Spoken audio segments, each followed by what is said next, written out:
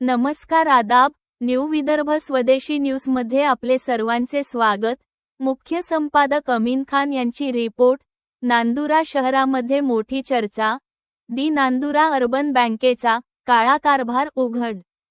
सहकार आयुक्तांच्या आदेशालाही धाब्यावर, सभासदाच्या हक्कांवर डल्ला। 5,71,00,000चा घोटाळा झाकण्यासाठीच शेअर्स खेळ। नांदुरा येथील नांदुरा अर्बन को-ऑपरेटिव्ह बँक पुन्हा एकदा वादाच्या भोवऱ्यात अडकली असून बँकेच्या व्यवस्थापनावर गंभीर आणि धक्कादायक आरोप होत आहेत। सहकारी क्षेत्रातील नियम, पारदर्शकता आणि सभासदांचा विश्वास या तिन्ही गोष्टींचा बळी देत बँक प्रशासनाने जणू स्वतःचेच कायदे लागू केल्याचे चित्र समोर आले आहे। प्रकरणाची पार्श्वभूमी: बँकेचे सभासद किशोर आत्माराम इंगळे यांनी बँकेतील कथित 5,71,00,000 रुपयांच्या घोटाळ्याविरोधात आवाज उठवला। त्यांनी संबंधित कागदपत्रे, व्यवहार आणि आर्थिक तफावत याबाबत प्रश्न उपस्थित करताच बँक प्रशासनाकडून त्यांच्यावर दबाव टाकण्याचा प्रयत्न झाल्याचा आरोप आहे। विशेष म्हणजे सहकार आयुक्त व निबंधक पुणे यांनी 5 मार्च 2025 रोजी दिलेल्या आदेशात इंगळे यांच्या बाजूने निर्णय देत बँकेला योग्य ती कार्यवाही करण्याचे निर्देश दिले होते। शेअर्स सरेंडरचा धक्कादायक खेळ। मात्र या आदेशाला पूर्णपणे केराची टोपली दाखवत बँकेने 8 ऑक्टोबर 2024 रोजी इंगळे यांच्या नावावरील 1,000 रुपयेचे शेअर्स परस्पर सरेंडर दाखवून ती रक्कम त्यांच्या बचत खात्यात वर्ग केली।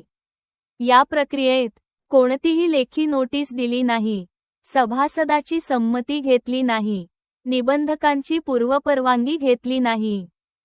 पासबुकवर बाय शेअर्स सरेंडर बोर्ड अशी नोंद करून बँकेने स्वतःचा आपल्या कारभाराचा पुरावा दिल्याचे बोलले जात आहे।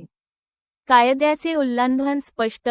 महाराष्ट्र सहकारी संस्था अधिनियम 1960 कलम 35 नुसार सभासदाचे शेअर्स कमी रद्द करण्यापूर्वी नोटीस देणे आवश्यक, निबंधकांची मंजुरी बंधनकारक। मात्र या प्रकरणात या सर्व नियमांना जाणीवपूर्वक बगल दिल्याचा आरोप होत आहे। त्यामुळे हा प्रकार केवळ प्रशासकीय चूक नसून जाणीवपूर्वक आर्थिक गैरव्यवहार असल्याचा संशय व्यक्त केला जात आहे। घोटाळा लपवण्यासाठीच सूडकारवाई। तक्रारदार इंगळे यांचा थेट आरोप आहे की मी 5,71,00,000चा हिशोब मागितला म्हणूनच माझ्यावर सूड उगवण्यात येत आहे। माझ्या परवानगीशिवाय शेअर्स काढणे म्हणजे सरळ आर्थिक चोरी आहे। यामुळे आता मोठा प्रश्न निर्माण झाला आहे। बँक प्रशासन घोटाळा झाकण्यासाठीच तक्रारदाराला आर्थिकदृष्ट्या कमकुवत करण्याचा प्रयत्न करत आहे का? आरबीआयच्या निर्देशांनाही केराची टोपली। या बँकेतील आर्थिक अनियमिततेबाबत reserve bank of India RBI ने 30 जानेवारी 2025, 1 एप्रिल 2025 या 2 तारखांना स्पष्ट निर्देश दिले होते। मात्र त्या निर्देशांचे पालन झाले की नाही याबाबतही संशय कायम आहे। कायदेशीर कारवाईला वेग।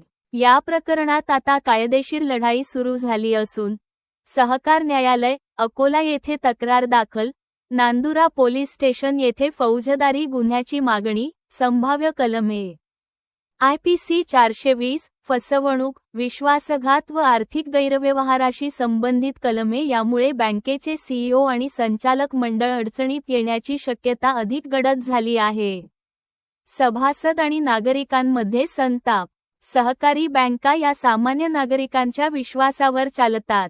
मात्र अशा प्रकारच्या घटनांमुळे सभासदांचा विश्वास डळमळीत, आर्थिक सुरक्षिततेबाबत भीती, पारदर्शकतेवर प्रश्नचिन्ह। नांदुरा शहरात आणि परिसरात या प्रकरणामुळे संतापाची लाट उसळली असून दोषींवर कठोर कारवाईची मागणी जोर धरत आहे। अजूनही अनुत्तरित प्रश्न: सहकार आयुक्तांच्या आदेशाची अंमलबजावणी का झाली नाही? बँकेला सभासदाच्या खात्यात थेट हस्तक्षेप करण्याचा अधिकार कोणी दिला? 5,71,00,000च्या घोटाळ्याची सखोल चौकशी कधी होणार? आरबीआयच्या निर्देशांचे पालन झाले का? निष्कर्ष: सहकार की स्वार्थकार नांदुरा अर्बन बँकेचा हा प्रकार केवळ एका सभासदाचा प्रश्न नाही, तर संपूर्ण सहकारी व्यवस्थेच्या विश्वासार्हतेवर प्रश्नचिन्ह उभा करणारा आहे. जर वेळेत कठोर कारवाई झाली नाही, तर भविष्यात अशा प्रकारच्या घटना वाढण्याची भीती व्यक्त केली जात आहे. आता सर्वांचे लक्ष प्रशासनाच्या पुढील पावलाकडे, न्याय मिळणार की प्रकरण दडपणार.